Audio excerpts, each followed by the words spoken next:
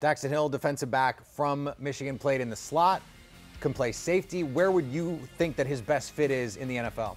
Yeah, he's a nickel guy, and I'm curious to see, how he makes that transition and maybe go into more of a two high or a single high type guy, because everything you saw at Michigan was him playing in that slot.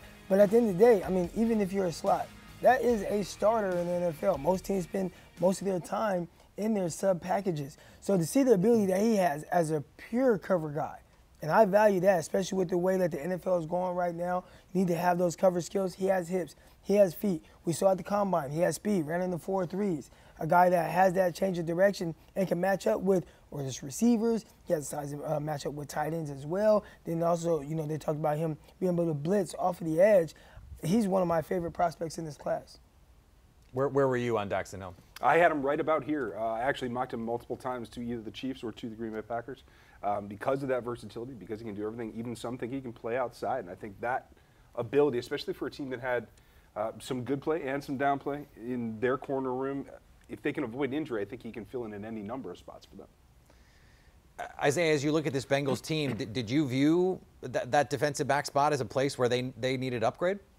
Absolutely. I think you can say that about any doggone team in this league, yeah. Especially with the divisional woes that they're going to be going up against. So anytime you can add that value and that versatility at that particular position, especially that type of speed, it's always going to be a plus for your organization. As we wind down here, the Minnesota Vikings pick is in at 32. There was some tectonic shifts in the league. We mentioned the A.J. Brown, the monster trade, some big guys at the top of the draft, and some teams moving up to get the kinds of things that they wanted. Croc, how does this change how we think about who the best teams are in the league right now, if at all?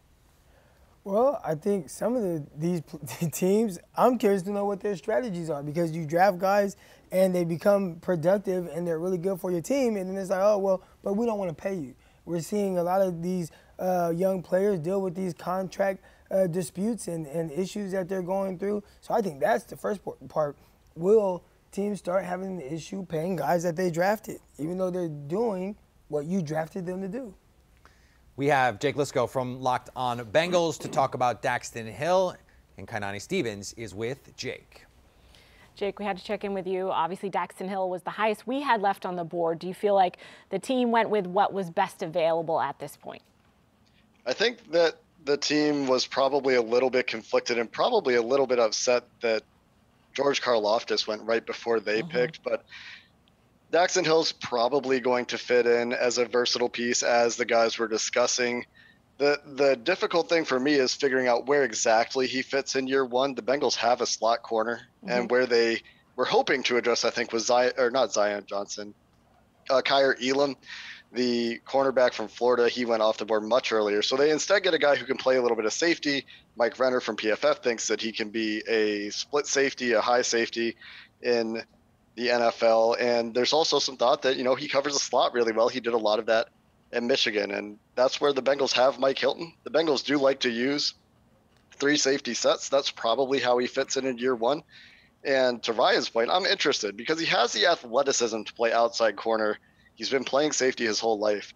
I'd be really interested to see if he gets any looks at outside corner. There's a lot of versatility there. It could be interesting to see what they do with him exactly. Was there any thought possibly for the team to look offensive line here, or was that just not really available at this point? I think the way the draft fell, none of the offensive linemen would have been in consideration for the Bengals here at this pick. I think that once Tyler Linderbaum got picked, the last guy they would have considered in the first round was gone. I know there was a lot of smoke around the Bengals completing their offensive line overhaul in the first round, but honestly, I don't think that was ever very high on their radar. We've been looking at defense for the Bengals with this pick for a few months now, really since and it was reinforced, I guess I should say, with their activity in free agency going after all those offensive linemen. They also drafted 3 offensive linemen last year. So that's my thinking there. All right, Jake, thanks for checking in with us. We appreciate it.